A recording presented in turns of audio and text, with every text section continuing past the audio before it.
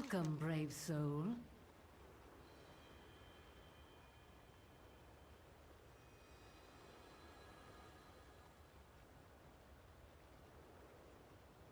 Always move forward.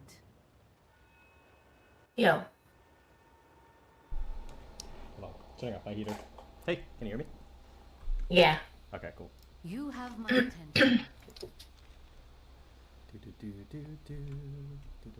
So we're streaming right now on our YouTube channel. If you want to check us out, it's just literally our Discord thing on. Turn on my camera. Oh, okay. No video. Talking into a box. Oh, I see it. A box. Okay.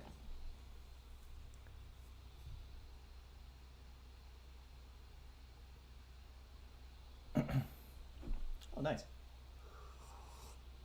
It's annoying. We're gonna put up background stuff. Eventually, yeah. Yay. Okay.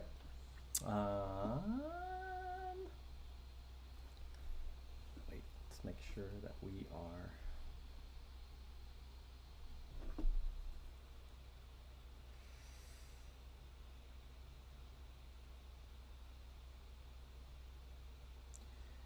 Ba, ba, ba, ba, ba.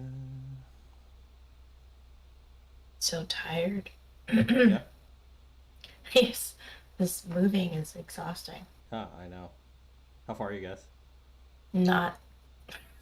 I mean, the kitchen's a lot better than it was. I still have a lot of stuff to put away, but our rooms are just kind of. It just started on my closet.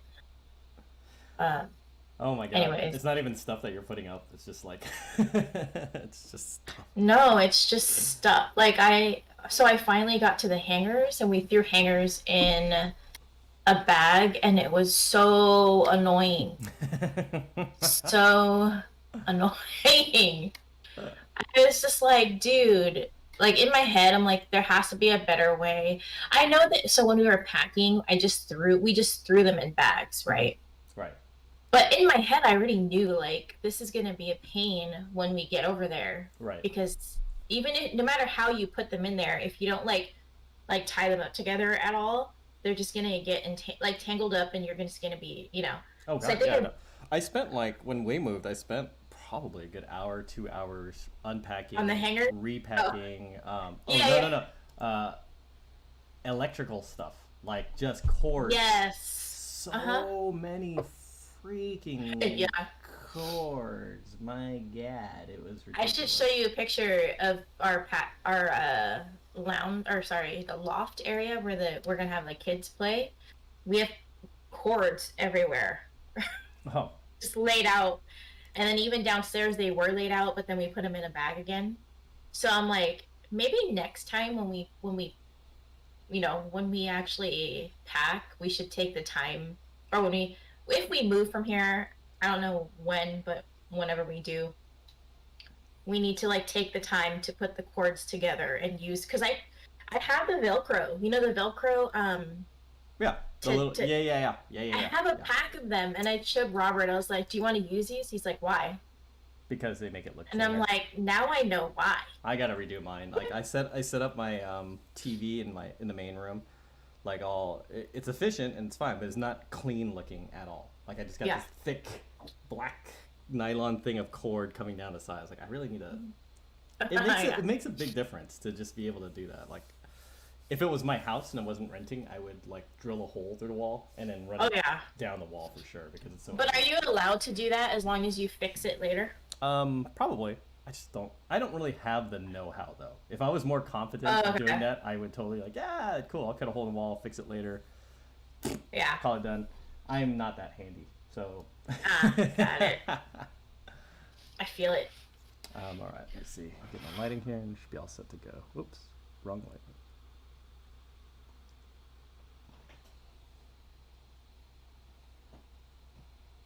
Okay, ready? Yeah. I'm gonna hit cord on here. So I'm gonna try two things. So I haven't put up the Serious Part-Time Gamers one yet because I don't like the sound quality on it. I recorded it and I grabbed so I was streaming it on Twitch, on my Twitch channel, and then it didn't sound good. I grabbed the video from my Twitch channel, and it just sounded like off. So I'm gonna hope that this is a little bit on the YouTube live is gonna be a little bit more better. So we'll find out. We'll see. We'll find out. We'll find Yeah. out, guys. All right. Let's do this. So I'm recording. We'll figure this out. We'll figure it out. It's a work in progress. Shalom, friends, and welcome to another episode 15 of Resubbed, the World of Warcraft podcast for the casual players. Thank you for joining us on this. Well, Michelle, it looks like Silent Hill outside in my part of the world. Is it super foggy right now? This is a thick fog, like the scary thick fog. It was in the morning. Like super early in the morning. Oh, gotcha. The marine layer, wherever they want to call it. When I got up to use the restroom, I looked outside. I was like, ooh, ominous. This is... I can't see anything. I like this. Yeah. So thanks again for joining us. Today is December. Oh my gosh. Michelle, Christmas is days away. Christmas is next week. Today is Sunday morning, December the 20th. And you're listening to me, Raymond. Didn't introduce myself. Thank you. Hi. Thanks for popping in and having my coffee. And my co-host Michelle. How art thee, Michelle? We were playing late last night, you and I. We were. We did our first Mythic Zero together. And it went well at first, but yeah. And I'm super exhausted. So the moving is just. Yeah. Yeah, dude, it doesn't stop. That's all I could say about that right now. It's yeah. If you happen to be joining us live, we're trying something different right now. We are now going to be live streaming our episodes of Resubbed as much as we can anyway, schedule permitting. Sunday mornings around this time on our YouTube live channel. So kind of, practical reasons for doing that is that we've been behind the scenes. It's like I'll record the video of us doing it. I'll send it over to Michelle's husband. He fixes it up and put it on YouTube live, or our YouTube channel. So Resubbed Podcast YouTube channel. But this way we thought, why don't we kill like 8 birds in one stone and just stream it live? The video shows up there. He could just mess with the video on the actual thing. I don't have to send this. I don't have to clear out memory for that. So we're going to be trying this. So if it sounds a little funny, sorry, but it's also free. So why are you complaining? It's free. Free entertainment. It's still a work in progress. Oh yeah. Yeah. So if we sound a little bit funny or if it's not the same quality, bear with us for a little bit. We're totally tightening this down. But hey, before we go and talk about Warcraft, and we have a lot of Warcraft to talk about because like we said, we played it a little bit last night, or actually quite a bit last night, and it dove a little bit deeper into mythics and also Torghast updates. But dude, let's take a moment, Michelle, let's talk about the Mandalorian season finale, because OMG, the hottest of fires. I already had big expectations going into the season. Huge expectations, because season 1 of The Mandalorian was, to me, just perfect. It's a perfect show. It's everything. I love it. It's right up my alley. And season 2 took those expectations, looked at them, laughed, and presented us with probably the best Star Wars storytelling we've ever seen since Rogue One. I really like Rogue One, by the way. I think Rogue One did Star Wars justice for real. But the new trilogy, Mandalorian, woo! That's the true successor to all these Star Wars. So, we're no spoilers. We can't spoil it because this isn't a Mandalorian podcast. But dude, how are you feeling, dude? 2 days later after watching it, I'm still thinking about it. How powerful it was. Do you remember when I told you that I had friends that watched it like at midnight and they just spoiled it for me? Oh, those friends are some sons of bitches. But like you said, the Mandalorian is great. It is great. Like, it is awesome. I don't know if you've been watching the behind the scenes on Disney Plus. No, I haven't. Dude, Mandalorian is the only reason why I have Disney Plus, and it's worth it. Dude, watch the behind the scenes when they sit down, they do like a round table and they talk about it. It's pretty cool. They show you how they do everything. It's awesome. Anyways, I kind of already knew what was gonna happen. But when I watched it, I was like, I stood up. I was standing up towards the end. Like, I was standing up. I stood up and I was like crying. Wiping my tears away. And I'm tearing right now. I was tearing up too, because Eric was like, what's wrong? You know, but he was also watching and he loved it too. Mm-hmm. And he's like, they're doing it. I don't want to say, but yeah, I was just, you know. And so Robert did bring something up about this. Do you remember that whole fiasco that happened? So I guess it was over exaggerated when the public caught wind of it. Okay. But that whole like Pedro Pascal and asking like, for more money and stuff like that too. Taking his helmet off. So Robert thought like maybe this scene was to say like he's gonna be. Yes, but then I'm the main star of this movie. Yes. But you know what I mean? That what scene I'm talking about? I also think it's setting up for him to be more show his face more. You know what I mean? Like just like as a practical purpose for him to show his face more in the upcoming season. With Bo saying that like the Mandalorians don't keep their helmets on. Yeah. Right? Yeah. So with whatever it's hard to talk about because we can't spoil it. But there's lots to come. Yes. For Mando. And then, yeah. Okay, I'm talking to all you, and presumably if you're listening to the sound of our voices, you're a nerd. You're a nerd for World of Warcraft, and thus nerdy things apply to you. I'm not going to tell, I'm not even exaggerating. Mandalorian is the best nerd show out there right now. It has everything you want. You don't need to be a Star Wars geek or a nerd. I am, but you don't have to be super into it to understand what's going on and to love it, because this is every best science fiction that I like can work as a Western. It could work as in any kind of genre or setting. It still works. And The Mandalorian is definitely very much a story of a father and a son, for one thing. That's why I'm crying, because it's a father and a son story, and that gets me right in the heart. And so, and then the other thing too, it's a warrior, right? It's like a lone warrior story on the road, trying to go on a quest. He's on a quest.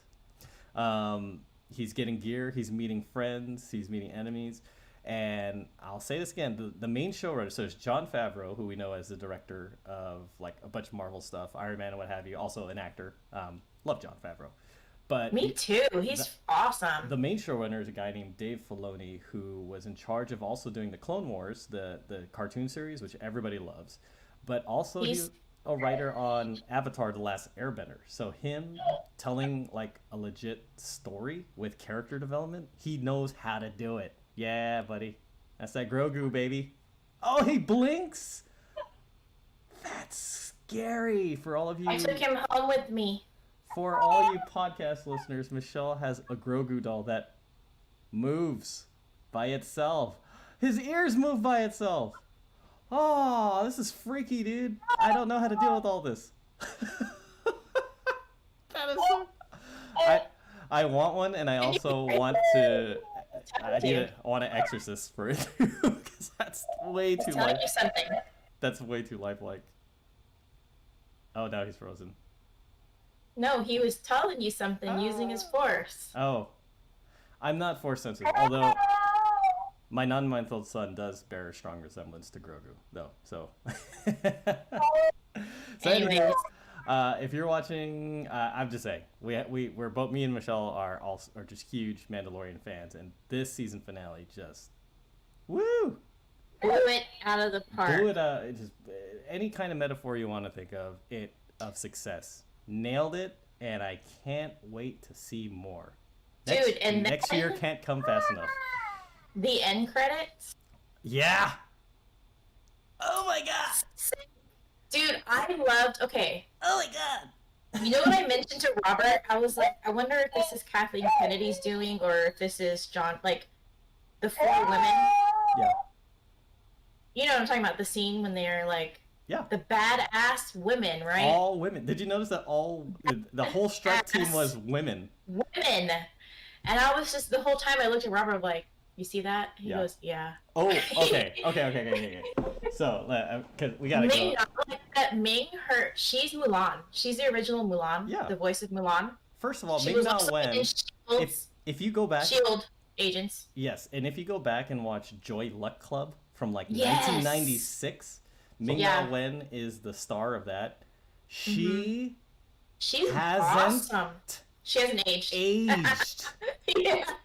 a minute since Not. 1996. She looks incredible. Amazing. Not that it's like all about looks or anything like that, but it's remarkable. She's 57. Even as the thing to think about it too, actors, She's right? 57. They don't sleep. They have to do certain things. She's like Yeah, she's just training. the stress that you put on your body, Mhm. right? But she looks amazing. She's a 57-year-old woman who's still training and doing crazy athletic stuff, dude. Mhm. All the props to Ming Na Wen. I want to be her. But when she sat next to I want to say, but that part. Oh yeah, and the she part. was just like, Having a drink. I was like, badass. This is badass. I can't wait to see where this happens. The women, women's strike team, I know all 4 characters completely distinct. All 4 women, like just different personalities. There's a cool scene. sure. So in the very beginning, so I'm a big wrestling fan too, and one of the characters is a wrestler, is on WWE for real life, and my favorite moment of that episode happened early on in the scene in the bar where they're having a little showdown where Koska she's having a little fight with Mando's partner, right? And she whips out a straight up tornado DDT wrestling maneuver in the middle of the scene. I was like, yep. they just combined everything I love. Were you scared? 1 second. I was scared. And I was worried about I was worried about what was gonna happen. Like, who's gonna make it out of this? You know what I mean? Like, Well, that part, but the other part, it was her. And I looked at Robert and I was like, wait, did he just? But then she wasn't. You know what I mean? I was like, ooh, she's okay. In my head, I'm like, ooh, I wonder what a if Raymond's conversation! thinking, What a like, conversation is this for people listening? At first, she was, but then she wasn't, and then I was like, and then this. Anywho, yes. All right, that's it. Mandalorian people, we love it. If you want to talk to us about it, 'cause I think we should do we might be a little bit premature on this, but we might want to do our other podcast as like Star Wars show heavy, because if there's some stuff coming out, dude. There's some new stuff coming out, and I'm really excited by it. And the fact that it's being held, the guy, I'm a Last Airbender Avatar geek totally, and the fact that the head writer of that is the writer of all this, I'm all in, dude. I know this guy could tell an awesome story, and using Star Wars? Are you kidding me? Yeah. The reason why Rosario Dawson got that show, right, is because of the reaction to her. Oh, I hope so. In The Mandalorian. I hope so. It was just like, incredible. Ooh. She was incredible, and so, she was awesome. I said I was done talking about The Mandalorian, but the thing that they do right is, all right. So in what was it, Rise of Skywalker? We had a cameo appearance by Lando Calrissian. Do you remember that? Yeah. Exactly. Yes. But notice how you don't feel anything about it, because it's just like, oh yeah, he showed up. It was fine.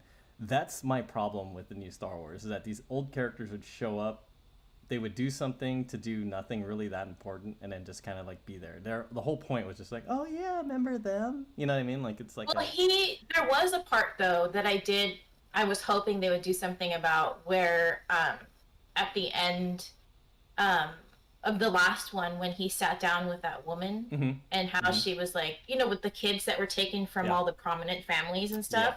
And he's like, well, I lost my daughter too. And he kind of looks at her. I'm like, is that his daughter? I wanted to know. I was like, is it? It's not. Because she's like, I was taken from my family. And then he's like, oh yeah, I lost. Look for your family. And I'm like, what? What? Anyways, but that was the only thing. Yeah. And then here, I'm just like, in Mandalorian, it's like they introduce characters from the different parts of the Star Wars universe, but in a way that makes sense. Like, they're not just like, hey, I'm a cool guy showing up, and now things are cooler because we had this interaction, but not important. No. No, sir. No, sir. Everything in Mandalorian is perfect. So watch it. Okay, that's it. Let's watch it. We got to talk about Warcraft, dude. We just spent... How long? But, gosh, you got to watch the show. It's so good. World of Warcraft, homie, we got some stuff to talk about this week. Let's talk about our first Mythic Zero run. So I have been spending, as a tank, I've been spending a little bit of time in Heroics trying to get geared up because, just so you know, so most things at level 60 regular gear kind of top out about the 150, 155 mark. Mythics award armor that's at eye level 184, I believe, or 181 or something to that degree. I think it's 184.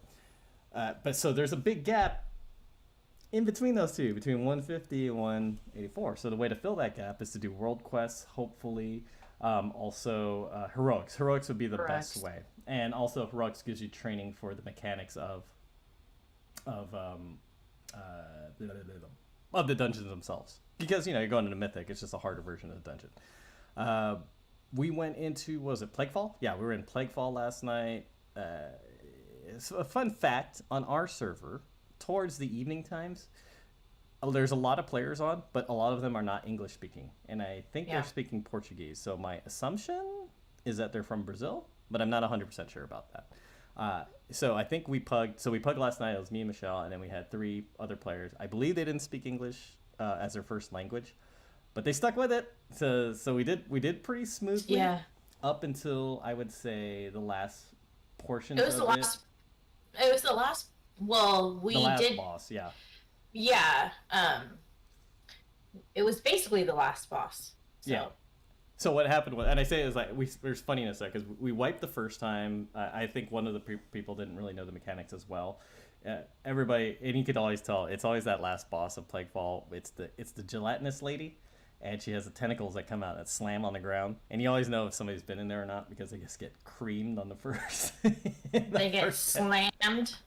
You hear the tentacle come down, and immediately you see somebody die. You're like, oh shit. If it was heroic or anything else, they probably would have lived. Yeah, they probably would have lived through it. But yeah. But let me tell you something though before you continue. Yeah. Before you and I did it, I actually queued up for one, and it was Plaguefall, and the other boss before that, No, not Dominant, not her, the one before that, the Putricide dude. Oh, the dude that jumps around? Yeah, the healer could not heal us for, like, we died 10 times, literally. And I was like, I gotta go. I just spent a ton of gold. Also, from a tank's perspective, at 170, it was pretty decent. I had a really good healer, for sure. I made sure to compliment him. Yeah. Because I was squishy as a tank. Honestly, at 170, I did feel squishy. I wasn't. Would you stop with that, baby? The baby possessed doll. So scary. As a tank, I kept up pretty well. I definitely want some better gear. I actually got a new pair of boots out of this, so that was cool. Oh, and two runes. Yeah, I got the 2 runes out of it as well, which is cool. But we got through all the bosses up until the last part. So the last part we died. On the run back, I aggroed something and then died. And then had to run back again. And then... was it the tentacle? It was a stupid tentacle in the pool, yeah. And those hurt. Because they keep shooting at you. Like, from super far away. Where you run. They have they're meant to prevent, like, you skipping that part, but I don't care. We skip it anyway. Yeah, and then we got to the last one. So I think it took us about 4 attempts, but then we did it. And it wasn't bad, but you're right. You're like, we should not be paying attention to DPS. We should just be focusing on the mechanics and then let DPS just kind of do its own thing as it goes on. And once we did that, that was totally what did the show for us. But yeah, not impossible. So that's my 1 of 4 that I have down. You have 1 more mythic to do, right? We should do it soon. I just have 1 more, yeah. Yeah, I need to do a couple more for that, but I'm excited to. It's not impossible. for sure to do a pickup group on the Mythic, so I would highly recommend that. I personally want to go finish up Heroic so I could tank Castle Nathria, but I'm not really looking forward to that because I'll be tanking Castle Nathria in LFR, and that scares me, quite frankly, and I don't want to be a raid leader or thing. It's actually not bad at all. Did you complete it? I did try it, yeah. Okay. How are the fights? Are they... how much explanation does a pug group have to go into there? Because I hear it's challenging. You know what? That's why there's the adventure guide. I think that people should just, especially as a tank I mean, honestly, everybody should read it, but just go through the adventure guide just to look. I mean, because LFR compared to an actual raid is super easy. It's a cakewalk, yep. Oh yeah, I mean, people talk about it. Like, you have people raiding with their alts in LFR. In LFR, yep. And then they're just talking about, oh, well, here, like, they'll mention it in chat. So, yeah, so I would just read it. I think you'd be fine. Just read the adventure guide and check out what you'd have to do to tank it. I do that. But you'll be fine. As a tank, you should be, your adventure guide should be your Bible. Has it all there. My challenge as a tank is that I always will read it. I hate to keep people waiting for me because that's what the whole pools are. So I'll just sit there and read it for a bit just to make sure I'm not gonna die. But I'm very conscious of me, like, just because it just looks like I'm standing there, not doing anything. I'm just like, I'm learning how to survive people. That's what I'm trying to do to keep you all alive. So let me tell you, we did have another guild member join today. Oh, his name is Snowy with a K. Sknoy. He's actually on right now. Hey! Shout out to Scout. He was just looking around for something to play at work and came across our podcast. So welcome to the guild. Yeah. Hey, man, we're going to play. If you need help with anything, just let us know. We got round of applause. Yes. We're actually doing this podcast through our guild Discord at the moment. So you could pop in if you like right now, Scout. You can hear us all. Anywho, so I got Plaguefall down. Which ones have you done? You've done Plaguefall. What else have you done? Plaguefall, Theater of Pain, which it was actually not that bad. And I don't know what the other one. I think the Necrotic Wake, but I'm not sure. Got it. I have to check. But let's see. Let me check. Actually, I'm on right now. I have Spires of Ascension. Oh, okay. Okay. And have you ever had a bugged Spires yet? I had a bugged final boss where, you know how you throw the spear at the boss to bring her down? Yeah. There was something happening where we kept throwing the spear and it wasn't bringing her down. So then we just ended up wiping. I was like, this is weird. Like, it's like we all saw it. We're like, a minute. At first it looked like people were about to like blame each other. It's like, dude, what the hell are you going to hit him? And then like we all like, they're like, look. And then we saw it. We saw the spear fly. We saw it land straight in the middle of her forehead. And then nothing. We're like, okay, let's just die. So I think, you should. I would try to do your, like, before because you might get a drop. I didn't get anything. Not one thing. No armor? Oh, bummer. Which is, nothing. Not even a memory. Remember, actually, you know what? I think I did get a memory. And then someone mentioned, like, memories and conduits should not count as an armor drop. They're on their own table, probably. Yeah. Okay. Hopefully, I don't know, because I didn't get gear, which we all know that when you run raids, sometimes you don't, which kind of sucks. Yeah, this is what happens. Yeah, it happens. That's sort of what... I don't know. Even when you raid with a guild, it's the same thing. That, to me, is appropriate. Not getting loot all the time is a staple of these games, because if you got loot every time, everything becomes trivial. You know what I mean? Like, it becomes not... Exactly. You just run things once, and then that's it? No, man. You gotta run it again. Man, tell that to some of the people that were in my guild. Well... That's just the way that games are nowadays. Like, game design is meant to reward you, because it's addicting. The constant drip of rewards. Every reward is a splash of dopamine, is a splash of endorphins in your brain. and Yeah. you get addicted to that. So when you play games like the looter shooters, you know what I mean? You're always constantly fighting like a legendary item all the time. Like, oh, I just killed this rat and it dropped this legendary gun. This is amazing, right? Like, you I killed a rat. Yeah. I killed a mall rat and I got a legendary. Yeah, exactly. Yeah, I stepped on it, and oh, look at that. Yeah. Look at It's that. like not very. Look at that. And it Rewarding. dropped Ashbringer, like of Yeah. Anywho, yeah, I just think that game designs now are constantly feeding you that steady drip of like a reward, a reward, a reward, a prize, something to unlock, flashiness, flashy chimes and sounds, where if you don't get it all the time, you feel annoyed by it, or it's like not worth your time. And I'm just like, that's a slippery slope, because how do you, then you get to the problem of like 120 leveling levels where you get a ding every like 5 seconds, but the ding doesn't mean anything, right? Like it's just like ding. Okay, great. I think that was kind of, this is why when I, during my rating days, like this particular moment was, we were trying to down the 3, we weren't trying, we had it on farm, I'm pretty sure, downing 3 drakes. Do you know the achievement I'm talking about? Yes, Obsidian and you Sanctum, or Ruby Sanctum, I can't remember which one. And then that mount drops, you get a mount drop. Do you know what I'm talking about?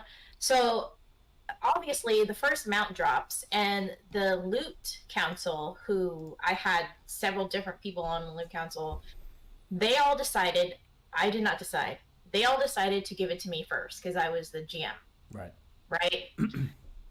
Then you have this warlock female woman. Oh, you told the story. She got all upset. Yeah, super jealous, super upset. She caused drama. People were talking crap over a mount that, mind you, we had on farm. Yeah. So, because it was like we were practicing, and then it was like, okay, that we figured it out. We got it. Like we got our first one. We figured like we know how to get this, which is what you try to get to when you're raiding, right? Is to get it on farm. Yep. So eventually, everyone's gonna get one if you just continue to run it, right? But it's like, why have that attitude? Like, just have fun. Eventually, you'll get one, you know? Because people are shitty. Like, that's what it comes down why? to. Some people are just shitty and they want things right now. And if they don't have it now, it's an affront to them. It's it's a personal insult. If these people show up, these people will show up on Black Friday and complain that there's a line, like as if Black Friday only existed. It's only for them. Yeah, like it's only for them to experience and not everybody else. It's those people. Those people it kind of sucks because like I said, I was always one of the top DPS. Yeah. So it's not like I never worked for anything myself. Just because I was a GM doesn't mean that I was sitting on my butt. Yeah. Not doing anything. Being part of a team means sometimes putting in the work and not necessarily getting something out of it immediately. But as a team, you all get something eventually if you all work together. That's just a basic concept. And just like people here, not here, just people in general, you know, as you become more isolated and insular and solitary, you tend to be on your own schedule and not be cognizant of other people's efforts or time. And it's normal. It's human, but it's still shitty human behavior, and sometimes people just like drop it. Imagine being a GM of a guild that's actually raiding. Oh yeah, no, it's like being an HR manager. Screw that, dude. Like I'm not gonna be dealing with that. It was bullshit. a job. Yeah, it's a job that you don't get paid for, and you have to deal with people's crap and their feelings. And I'm just like, I don't care that you didn't get something on this run. Guess what? So did 25 other people didn't get anything in the run. You don't see them complaining. But I'm me. I'm special. I am so... There's no one else like me, and thus I deserve better. No, man, people, that's not how this works. It's a game. Plus, what are you really complaining about? You're not going to be moving faster on this mount. You're going to be moving the same speed as you will with any other mount. What you're complaining about is an arrangement of pixels. That's all. You're upset that this two-dimensional representation of a speed boost is not yours. That's what you're really upset about. So, I don't know, people. Let's grow up. Let's get past this. It's just... it's lame. Have fun with your friends. Have By the fun. way, where did you get your mount from? I totally forgot. I'm sorry, which one? The one that you've been using, the Vile Fiend. Oh, that's the one I was doing Legion World Quest in Argus. Oh, yeah, you just told me. it was just a It rare was the mob that just rare mob, spawned. I was yeah. like, okay, I'll go kill it. I didn't even know that it dropped anything. It just popped up and I killed it. I was like, ooh, I love it. I love it. So it's funny, like I'll roll around Bastion, which is all heavenly and beautiful, on this Vile Fiend, and on my ogre, which looks so out of place, like these giant monster things. Like they don't fit at all the aesthetic, but I was just like, yeah, no, this is cool. But when you're in Maldraxxus and you're rolling around with an ogre, it's pretty dope. And I like the fact that the ogre mounts, when you jump with them, they look like they're jumping, like it's like their own personal jumping animation, which I think is really awesome. I was like, that's cool. I love it. My favorite's still Blanchy at the moment. Dude, your Blanche, Michelle has Blanchy. And if you don't know what Blanchy looks like, we're talking about Shadowlands version of Blanchy. So old Blanchy was a horse that you can find in Hillsbrad, right? And was it in somewhere over there, Westfall somewhere. Or Westfall, sorry, Westfall, not Hillsbrad. So kind of famous in vanilla. Like it was just, I think it was part of a quest, or it was just it was a quest, yeah. So Blanchy dies, and we talked about this in game. What the hell did Blanchy do to deserve being sent to Revendreth? Like, well, her name is Sin Runner Blanchy. A Sin Runner, like Sin Runner. What Blanchy. the hell was Blanchy doing in Westfall that we didn't know about? That made it so that, is it a he or a she? Is Blanchy? It's a she. Okay, that caused Blanchy to be condemned to the realm of punishment, because Revendreth is all about taking all the sinners who've done awful things. Garrosh is there. Garrosh is their battery right now. But all the people who did bad crap in life get sent to Revendreth to be punished and tortured and their soul purified. What did Blanchy do? What did Blanchy the horse do? Was she a serial killer that we had no idea about? Like at night, she would just go out and find like Worgen pups and just stomp on them to death, and then we like a terror. We need to Google this and see if there's some story behind it, because that's just weird to me. She's like I mean, maybe it's just the aesthetic, well, we want her to look like this red bloody. But Shadowlands Blanchy, the Sin Runner. Oh my god, so cool. Yeah. So cool. Probably one of the better mount designs. It's, if you haven't seen it, it's a red ghost horse, which, oh, okay, wow, it's a red ghost horse. No.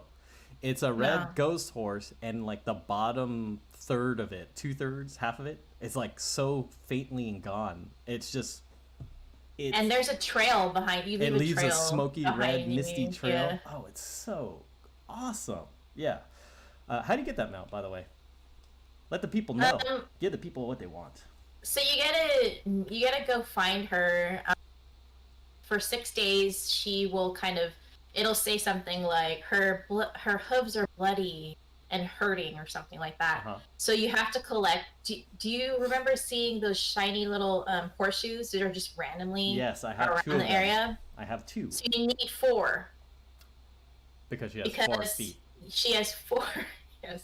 So then when she says, her hooves are bloody, you just clicked on the little, the thought bubble thing, and then you give it to her, basically. You give her hooves are bloody, knees weak, arms spaghetti. And then she'll say,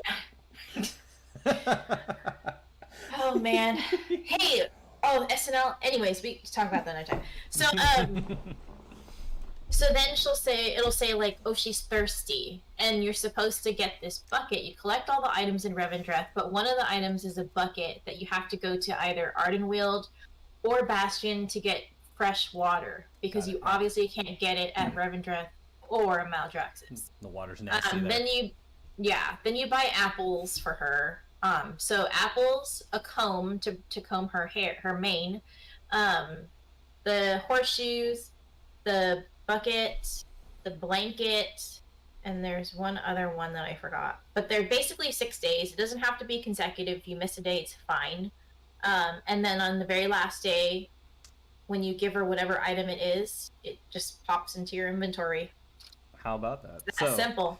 So what you're saying is, despite old Blanche's allegedly horrible life that she might have led. Despite the fact that she ended up in Revendreth, where all the sinners go, she still likes to be pampered at the end of the day, and thus will remain loyal to you if you fix her feet and comb her hair and give her water. Is this correct? Yeah.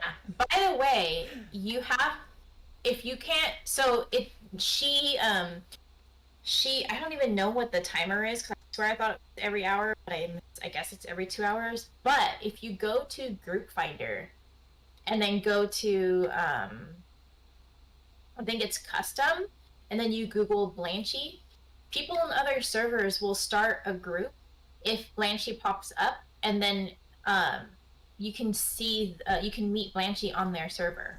Oh, because it's gotcha. a server-wide, it's your server only. Got it. Okay. But that's what I would do. That's what I did. Instead of standing there waiting, I would just kind of spam it and see if Blanchy's there. But some people have war mode on, and I think if they have war mode on, you can't see it. It might be in a different phase compared to what other people are. Okay, now that makes sense. That's so funny. to make it just make life easier on you. You have this giant raid group of all these people in their gear, and they're just coming in, like, giving this horse an apple. Like, that's a raid. Yes. So she's only there for less than 5 minutes. Oh, so that's why. Yeah.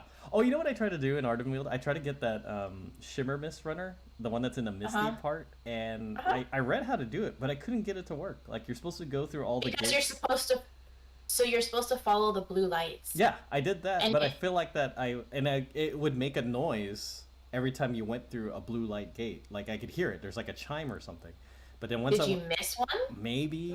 I feel like I had to be, because I feel like I kept doing it over and over, and maybe I was missing one in all that, because I would get to the end of it, and what's supposed to happen is, like, once you're at the end of this, like, maze, you're supposed to have the rare spawn be there, and then the mount's there, the animation of the mountain's there, and then the mob that you're supposed to defeat appears, and then you can fight it. But when I complete it, or when I get to that part, I can see the guy materialize, and then he dematerializes right away, so I can't ever fight him. So I'm just like, God dang it, I'm doing something wrong here. That's weird, because I was doing a quest over there, and I was not going through the gates, and I went over there, and he was there.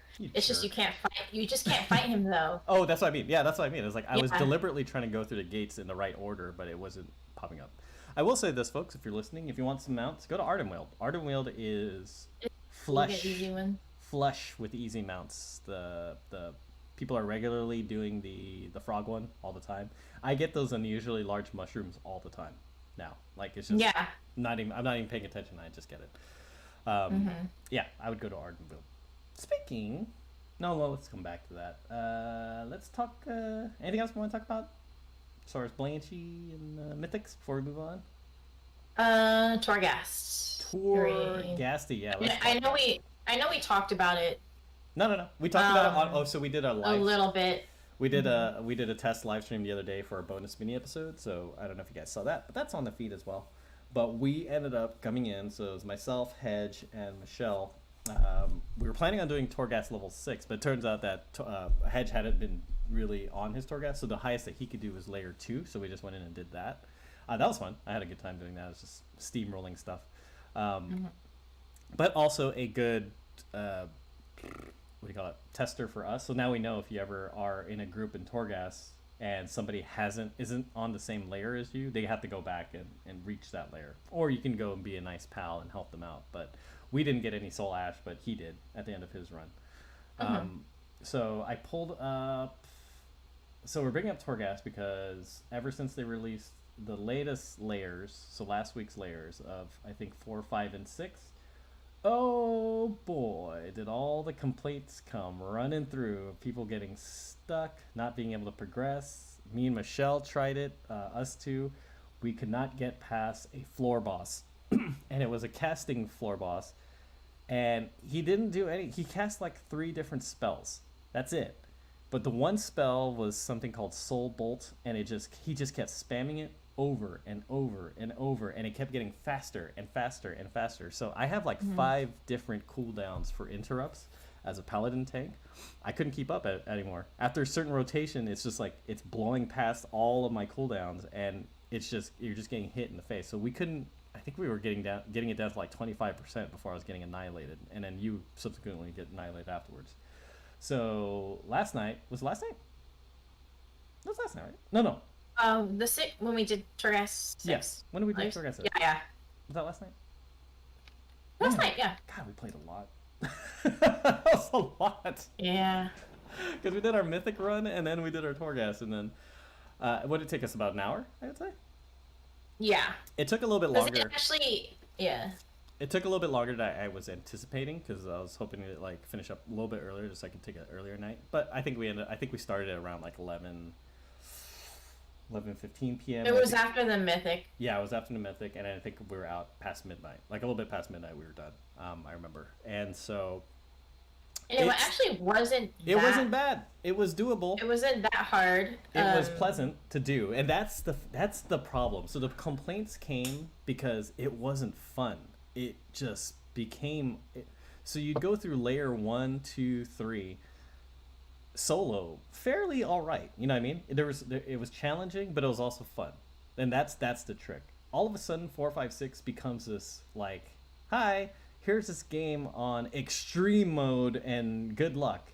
It turned into like Dark Souls or something, and it just like, what the hell is this? Like, I went from mowing down stuff using all these cool abilities to having all these abilities that aren't making a dent in these maw rats. These are ridiculous. Like, these things are hitting way too hard. So and I give props to Blizzard for this one, because they fixed it really fast. So I made a clunky analogy the other day, but like I think I have it in my head now, is that I hear a lot about stuff in the game that isn't working out. You hear about it all the time. People are always complaining about stuff in the game, especially things that like particularly things where that apply to maybe just a small percentage of the player base. Like, I remember people complaining about Mythic, like, 13 plus or something like that. It's like, yeah, it's tuned way too hard. It's impossible. You can't get past this. I was like, how many people are actually running freaking Mythic 13 plus? This is ridiculous. Like, they're being so loud about their complaints, and, like, this affects so very little people, right? And so typically what I see is that those fixes don't come until, like, later on, like, weeks later, months later. It's like, all right, well, we decided to tune this here and there, yada.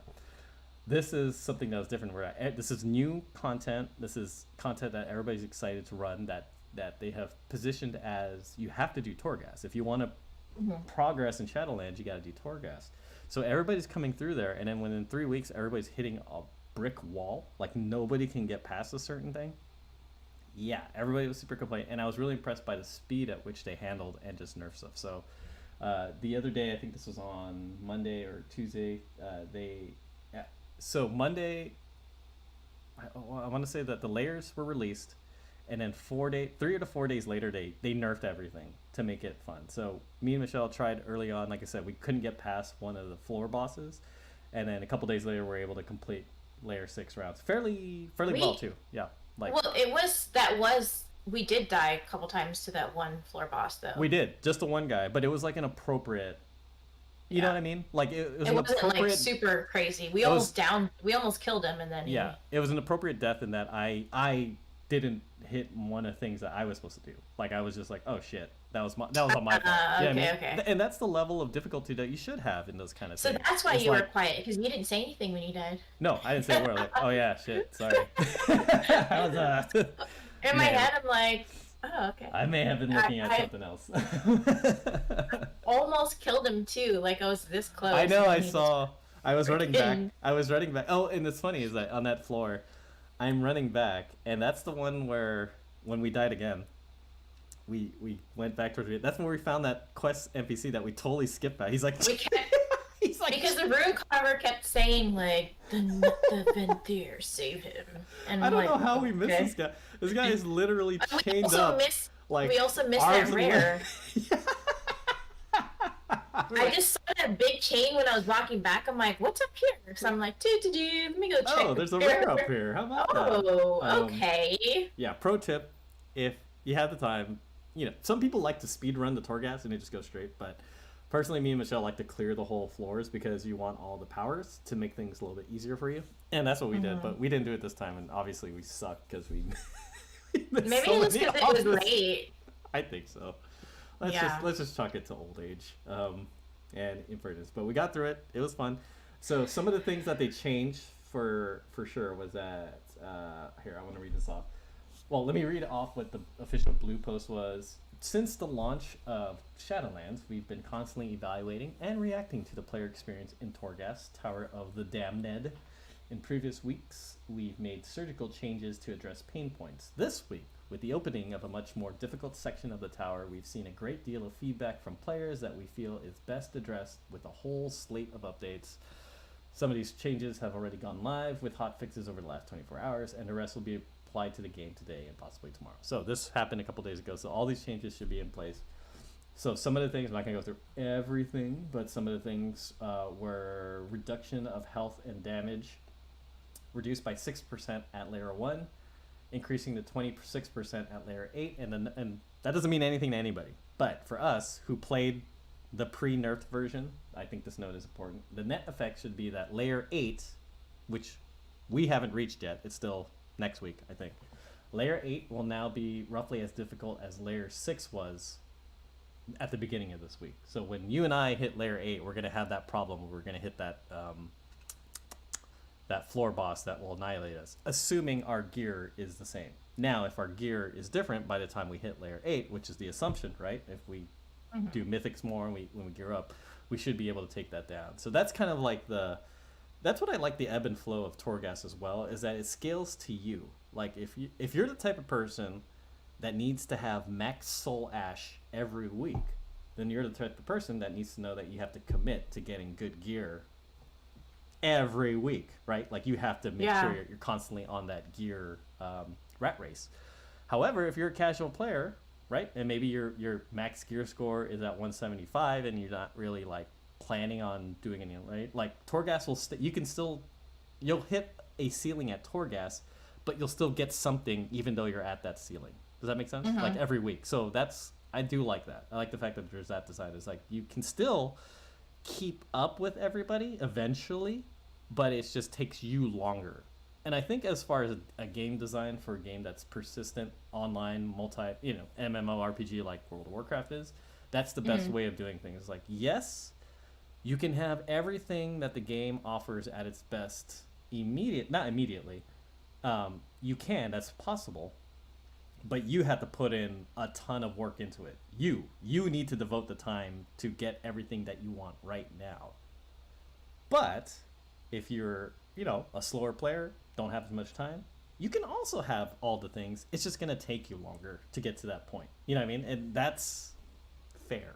What do you think? Does that make... Yeah, I think that's fair to me as far as what to complain. Now, people that complain who are like, oh, I play 1 hour a week and I don't have like all epic gear immediately, that's ridiculous. Like, cancel subscription. Like, that's lame. That's not how that should be.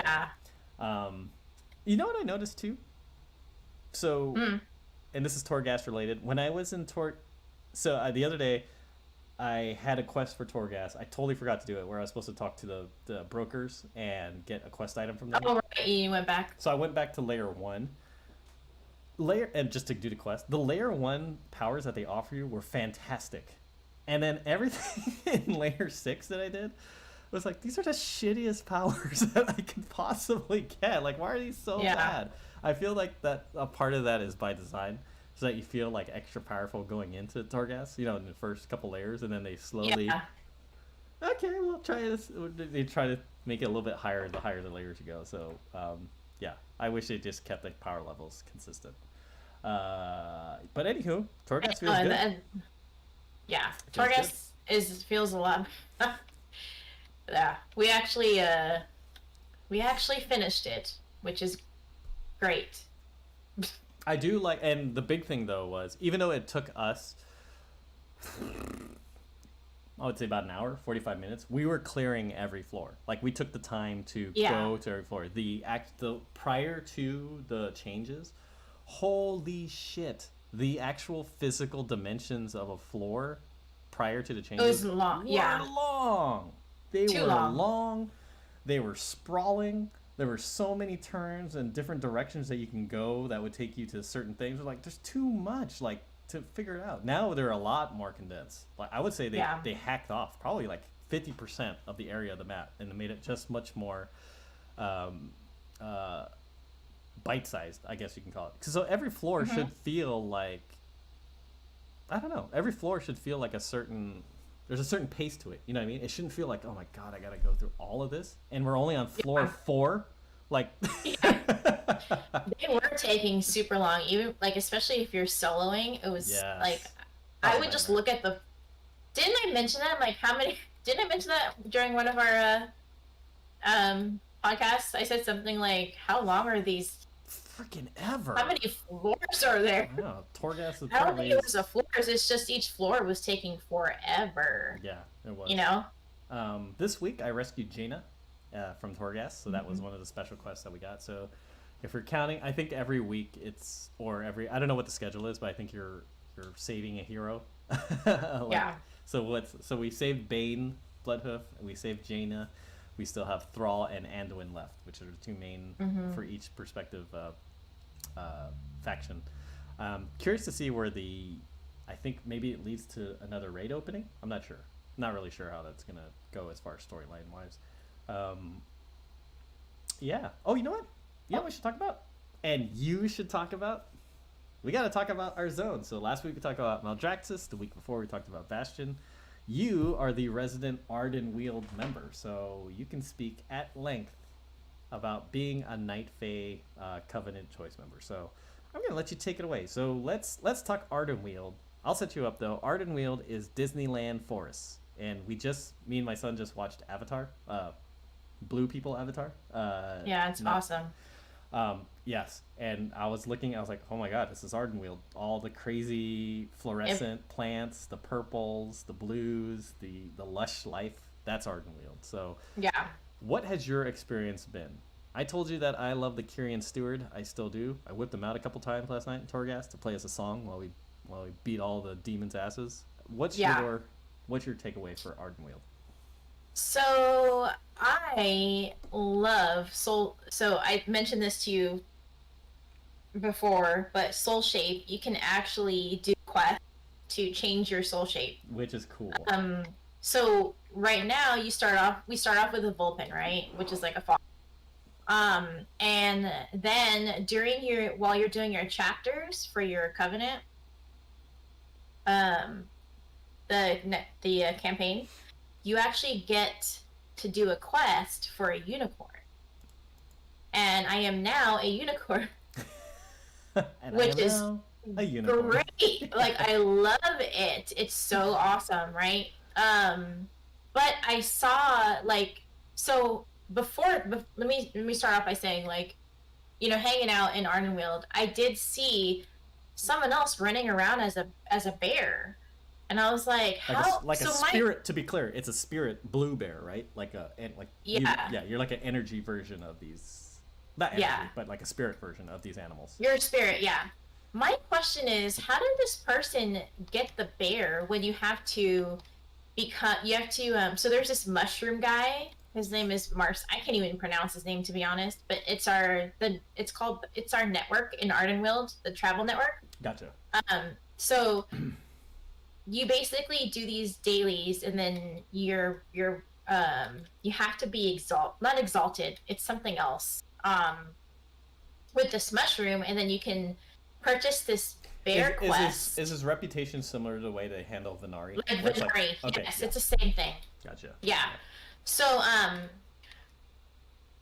how did this person already get this quest? Because the game just came out. Yeah. How is that possible then? What do you think? How is that possible? I don't know. Is there turn-ins you can turn into this mushroom guy? No, it's just a daily. Oh, that's weird. Well, how's that possible? Isn't that weird? Maybe I was seeing things, but I'm not kidding. I'm pretty sure I saw it. But anyways, so I love the soul shape because you can change, you can change it. And then you can only choose one at a time. But you can change it at the heart of the tree, at your home, basically. Gotcha. You can just go there and change it to whatever you want to be at the moment. Mm-hmm. Kind of like when you get with your stewards. Yes. So you get to choose. I've got Pico this week, a male steward. I had Pico. And I think he's smaller than He is tiny. He's smaller compared to the other ones. Yes, Yeah, so I think saw him. the physical sizes of the stewards are different. So Dude, that's I kinda got cool. one. I just changed mine yesterday, Uh-huh. and the one I chose is as tall as me. What a big Isn't ass that owl. great? Yeah. Yeah. I was like, ooh, and he it's like as tall as me. So, anyways, so that's the one thing I love about Ardenweald. And then I recently just opened up the Queen's Conservatory, and it's a pain because right now, so basically what it is, it's her garden, and Yes. she has her seeds in her, and what you do is you get these things. They're called, it's like dutiful spirit. They have different names for it, but you basically use it to infuse one of the wild seeds of regrowth in her garden. And depending on how rare the item is, you get items. Gotcha. So Are you talking about crafting items? Talking no, some of them I read that you can get a mount, or like you get stuff to make a mount, something like that. Oh, so fun stuff? So Cool. So right now I used a rare one that I recently got, like an epic purple, and a blue, and they're gonna be ready in 2 days. But I did use 2 greens, I think, recently, and I think I told you, right? I got the cloth Yes. and the ore. Yes. Yeah. I was like, oh, which isn't bad No. because we need that stuff, right? We do. So I guess it's not that bad. But I'll let you know what happens when we get when I open the epic seed. But it's pretty cute because what happens is like there's a soul inside, and then they thank you for helping them. Hello. Yeah. They're like, shalom.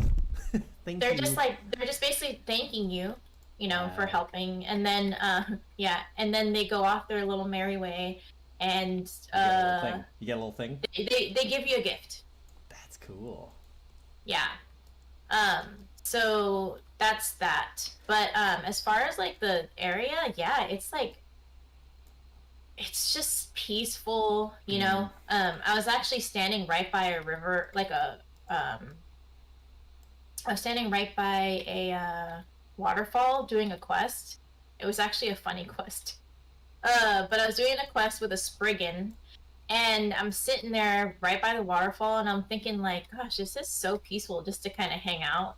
Yes. And there, I feel like way about a lot of places the in Bastion. music and the like, it's just Peaceful. like I thought about it. Sanctuary, peaceful sanctuary, just nature, feeling with good, a little bit of fighting every now and then, with some fighting. You know what I don't like about Ardenweald?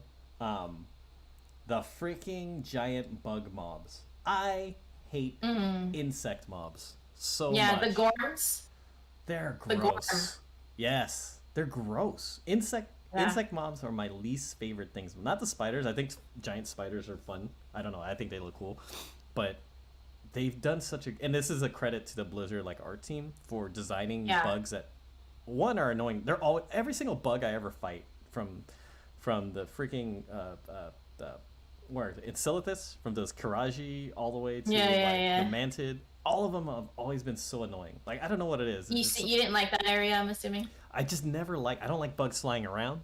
I don't like the little creepy crawly big tanky beetle bugs that come at you out of nowhere. And now they've done such a good job. They do, and the Blizzard team does such an excellent job on designing these things. But the Gorm? Yeah. Screw the Gorm. The Gorm. They're ugly. Do you have the mount? And gross. No, I want that mount though. I really want that mount. As ugly as it is, I really want that mount. I think it's so cool. The mount's cool. I think that mount is amazing. But so like, I'm not there right now because I can't even think of what it is. But so right now, not all of my I haven't upgraded anything yet because obviously I don't have the anima for it. But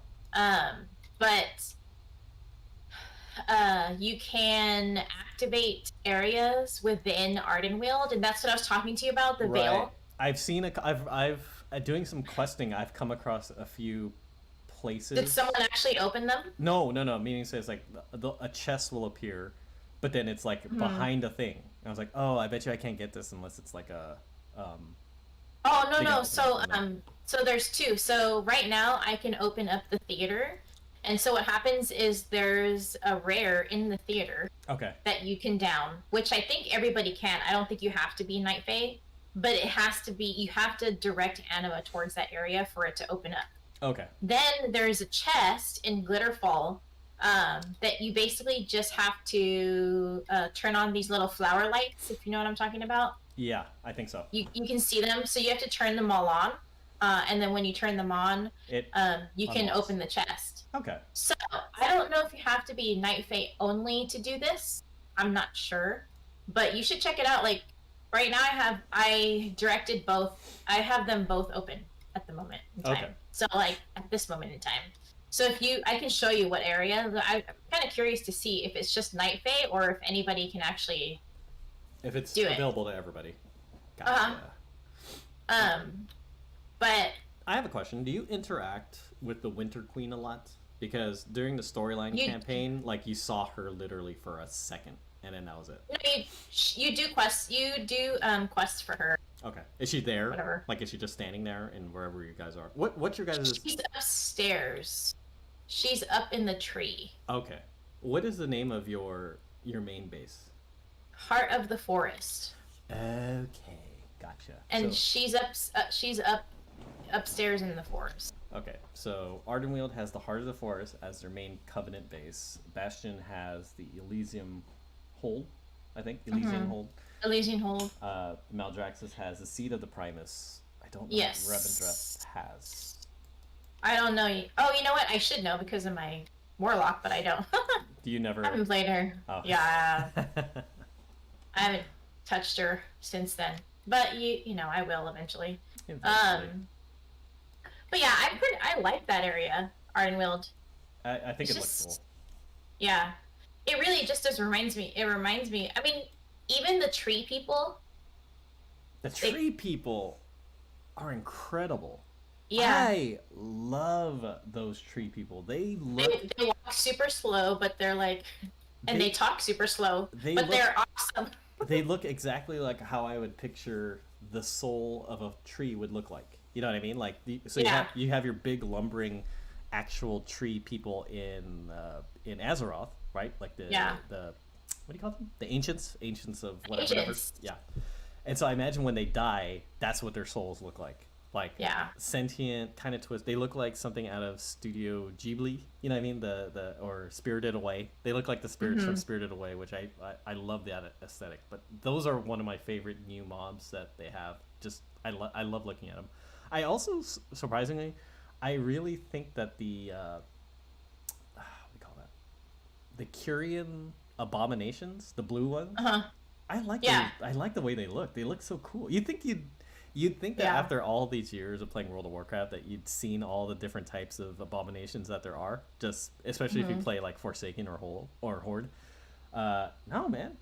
They keep bringing the heat. They did a good job at like just the aesthetic, like everything is different, you know, kind of like you said, it's not the same World of Warcraft. It really isn't. It's like they've taken World of Warcraft like foundations and really run with it, and have just their art style is so much, I don't know, refined now and distinctive. I love it. I really love it. Yeah, they did a good job. So let's see, Ardenweald. What are the dungeons in Ardenweald? There's the Tyrna Scythe, right? The Mist. Oh, that's the one with Mist. The other side mod. The other side, which I did for the first time, and I liked it. Dude, that was fun. There's a quest for it.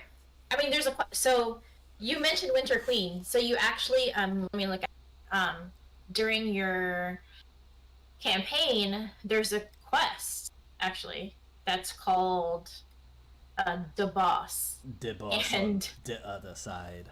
So I have this mask, and I think if I use this mask, I can go see Bonzondi. I can't even pronounce it. Yeah, so Bonzondi, which is awesome. It's the Death God mask. Everybody's favorite character from BFA, Bonzondi, makes his appearance in The Other Side, and so I'm not spoiling anything really if you go into it, but the main boss is what is his story? Is he a Loa too? Because he's a troll. Oh my god, he's the coolest looking troll He's the death Loa. His name is Marzella. Or hold on. That guy, Oh my God. Hold on a second. Guy. Let me pull up his name. Decide. Yeah. Again, in the adventure guide, I have it up right now.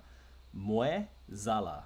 And his character model is so freaky and badass. Scary. He's scary. He's the scariest looking troll I've ever seen, and you don't even kill him. No. He looks, feels, sounds, and is like a crazy looking raid boss, and he most definitely will be. But he was so cool. I've never seen a character model like this before. And so in the other side, your bad guys are Hakar, the Soul Flayer, so he's back from Zul'Gurub, and then you have Millicent and Millhouse Manastorm, which you fight together. You have one of the brokers there, and then you have this Muezala guy, who's, dude, so cool. So cool. So amazing. Definitely take a time to go to the other side, because that was a fun dungeon out of all of them. I like the maze, the Miss Maze in Tyranid Scythe. I think that's so cool too. Like, that's so original. Yeah. Like, I've never seen that before in World of Warcraft. Having to do a maze, like, huh. And that maze, that's where so the anima conductor is what I was talking about. I have not upgraded, so I can't open that up yet. Oh, I don't know. okay. I don't know if anyone has, because I've never seen anyone in general chat talking about downing that boss. I don't think so, because you need something like what? Because that would be like the next. Let's see. I'll tell you right now. So I need 5,000 anima for the conservatory. That's right. I don't think anybody's got 5,000. Anima it's all 5,000. Yeah. They're all 5,000. And Same. so we haven't been able to kill that boss yet in the maze. That rare. Okay. I'm assuming it probably drops them out or something cool. I think so. I think they mentioned that. Like, I remember, and they're all trying to kill this thing, and I'm like, you guys can't. You guys can't. We can't. You can't. We can't, guys. We can't do guys. it. We can't. Oh, No. I am close to finishing all the side quests and all the different zones. So the Sojourner. I just got Ardenwild. Oh, nice. Good stuff. So I got Ardenwild. So now I need the Bastion. other ones. I'm one more. Whoa, what is this? You're gonna get War Master. Yeah, hopefully. I'm one more away from the Maldraxxus one, and then but the one I haven't really worked on that I should is the Revendreth, just because I haven't spent as much as I like Revendreth. I don't find myself spending a whole lot of time there unless I have a quest, and I just haven't had any quests there lately, which is odd. You know, I forgot to mention, you can also be a stork. You can? Oh, like the little crane? Yeah. Not crane, sorry, stork. That's cool. What other animals Yeah, you can are be there a crane. Oh, okay. And also, because I keep forgetting when me and Michelle go through Torghast, I'm used to going Torghast by myself, and so all the trap areas, I just like run through, and like I'll barely make it through with like 1% health left. Michelle's Volpine form, or the soul shifting form, can just immediately and you keep going through it. Yeah, She just it's funny because she's just sitting there watching me almost die so many times. She's like, I can just yesterday you did it, or last night, and I'm like, what's he doing? Does he not remember that I have this thing? It's like somebody who is with somebody with like a, I don't know, like a parking pass, and you're just driving all the way around through the parking lot looking for the farthest parking that you can find. You're like, dude, you can just park in the front. It's fine. Yeah, I'm like, okay. I watched you do it. I was like, all right, sure. I'll just let him walk through and turn it off. Just so you know, like a lot of me and Michelle's relationships is her watching me do something dumb. You're like, why? Why are you doing that? So the two, so Ardenwild and Revendreth, Venthyr and Nightfey have a travel. A travel form, yeah. And then Venthyr have that. The teleport. The blood, the blood teleport, which allows you to get to certain places of Revendreth, kind of like a grappling hook. But you know what I don't like about it? It's a cast. It is, yeah. I don't like it either. I don't like that. I don't like it. It should be instant. Why is it a cast? I don't know. Especially if you're like you want to just get away. If you're using it for PvP, I can't. You can't use it. Yeah, I'm terrible at PvP so, anyway. Yeah. But this doesn't make it any easier. Let's talk about the Maw a little bit. As much as I don't really like the Maw, I did unlock a new. Did you unlock a new area of the Maw? I have. I think it's called Perdition something or another. I'm not sure yet. I just started doing that now. I see. Perdition's Hold. I am now. It's like an area that was to me like you couldn't go to it because the mobs are too powerful, or I forgot how, but you're locked out. But now I think it's because I had what do you call it? Become more favorable towards Venari that she gave me a quest to go there, and so now I have to do this group questing where I have to find some sort of power core. But I thought that was cool. Did you do your daily yet today? No, we should do that. I haven't done any of the dailies yet. Like I said, no, I meant like for your covenant, because I just did mine and I got an epic. Oh, did you really? I got epic shoulders and an epic conduit. What? That I just used because it was pretty sick. Oh yeah. Okay, so pro tip, folks, make sure you do your covenant campaign quest and you get your renown because your renown will directly affect the item level of the gear that you receive moving forward. So whereas a lot of my world quests were giving me 155 gear, now they're starting to award me 168 gear because my covenant. I think it's renown 11 or 12 that it does that for you. I could just click a button and find out for you, actually. Renown 10. Oh, his name is Marasimus. He just said it. Marasmus. Marasmus. Yeah, so the Maw, I have a new place of the Maw to go to. Still don't like the Maw that much, but I'm saving up to get a grappling hook, so maybe having a grappling hook might make things a little bit funner there. But overall, not a big fan of the Maw still. But whatever, it's just a small portion of the game. I forgot to mention, you can buy 2 mounts from this guy. Hey. Oh, you can? Yeah. Once you hit rep, or is it for gold? One is or for anima? I think it's actually gold, but I'll double check. But you can get the stag and one of the moth, the butterfly. Got. Oh, the butterfly. The butterfly. Yeah. Aren't they pretty? They are pretty. Ardenweald butterflies are pretty. They're pleasing. Yeah. Everything is pleasing to look at in Bastion and Ardenweald. They did a good job of making well, this is serene and nice. And then they did a good job doing the opposite for Maldraxxus. Maldraxxus, everything looks brutal, severe, and cool. It's all about fighting, and you hear the crowd like screaming and stuff. That's great. It's so funny. I think it's great. Any updates on professions for you? Anything new happened since we last spoke? No. I mean, I haven't. So I realized that with my jewel crafting, I can also do the epic stuff or legendary. Oh, Dumb, the stupid. ring. Yeah. I never thought about it because I was just worried about my tailoring that I didn't think about that. Question: can you sell the rings and the neck? Let me check. I was actually just looking at it. It's I'd have to check, but I think so. I want to say so Hedge mentioned that. Hedge is not a BS on his paladin. Mm-hmm. So he's like, I can't even get the gear. But I said, yes, you can, because you can just buy them. You just have to buy them. So I'm assuming jewel crafting is the same way. Okay. But I'm not sure, because you know how jewel crafting was before, where it was like BOP for some of the stuff? Yes, and that's why I was like wondering. It's like, well, it makes sense if you're able to build it for yourself, of course, but can you... Yeah.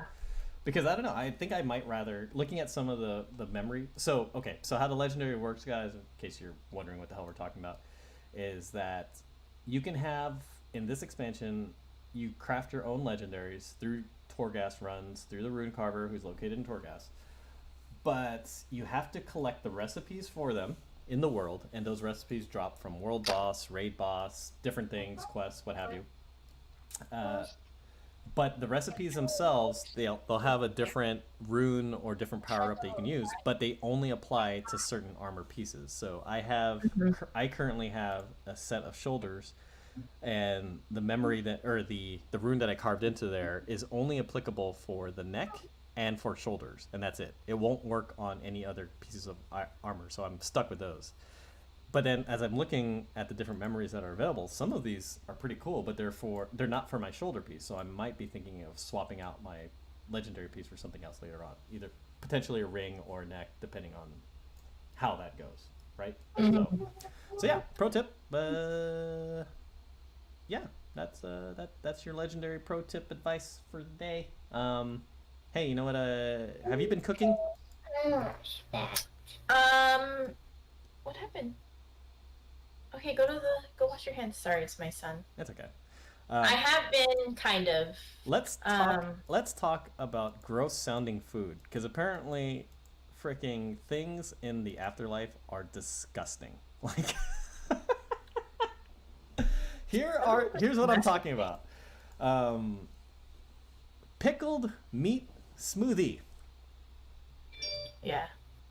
To make a pickled meat smoothie, you require ethereal meat, Azerothian produce, and inconceivably aged vinegar. Wash your hands. That's disgusting. That's like I did already. awful thing. So also the banana beef pudding. Banana beef pudding. That's awful. So I'm feeding Remy like, food, like baby food, and then the different combinations they have like, oh, it's pears and beets and kale all in one, right? I'm just like, ugh, I'll try it. It's not fine. Some of these combinations sound sketchier to others, but dude, cinnamon bonefish stew, cinnamon and fish, dude, that's gross. Like, Eris just woke up. Clearly, can you tell? yeah. Hey, Eris. And then also there's steak a la mode, which is a piece of steak with it looks like a steak with a crust on it, like a pie, and then a piece of ice cream on top. So Butterscotch marinated ribs, meaty apple. Oh my god, these are like awful. Like, I don't want to eat any of these things. Yeah, so just a little shout out. Whoever came up with these recipes on the Blizzard team, good job. They sound terrible. So I was going to say that these mounts are actually Anima 5000. Oh, okay, gotcha. Good to know. All right, man. Well, I think we should probably call that an episode. What say you? Yeah. All right, dude. Anywho, that was our Resub episode 15 for this week. Michelle, are you streaming anywhere? I'm still streaming on Twitch for now. Same here. But I think I'm going to be, if you're okay with it, I think I'm going to start streaming World of Warcraft through the Resubbed YouTube live account more, just so we have a little bit more content that way. So yeah. That would be so Yeah. Let's see. I have a wrestling-based podcast called Inside Cradle. We will be covering. Those are released on Mondays. We'll be covering the TLC pay-per-view that's coming up tomorrow, actually. So if you're into wrestling, please. If you're into wrestling and you're into The Mandalorian and you're into this, there's so much for us to talk about because all those worlds are crossing over right now. In the meantime, you can send us any emails or what have you over to resubbedpodcast@gmail.com.